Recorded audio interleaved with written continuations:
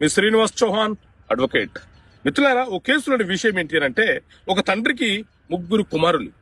2 కుమారులు ప్రభుత్వ ఉద్యోగం వచ్చినందుకు నగర ప్రాంతానికి వచ్చి సెటిల్ అయినాడు.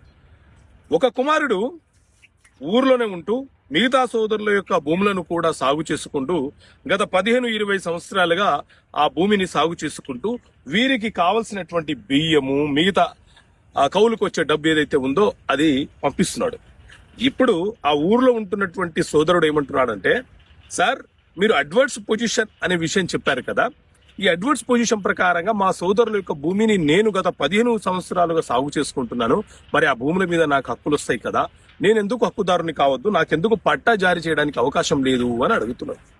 సో మిత్రులారా, చట్ట ప్రకారంగా అడ్వర్స్ పొజిషన్ అంటే ఎవరైనా ఒక వ్యక్తి ఎవరి పేరు మీద పట్టాలేని భూములు ఏవైతే ఉన్నాయో, ప్రైవేటు భూములైతే 12 సంవత్సరాలుగా సాగు చేసుకున్న సందర్భంలోనూ, ప్రభుత్వ భూములైతే 30 సంవత్సరాలుగా సాగు చేసుకుంటున్న సందర్భంలో ఆ భూమి మీద మనకు హక్కులు అడ్వర్స్ పొజిషన్ ప్రకారంగా సంక్రమిస్తాయి.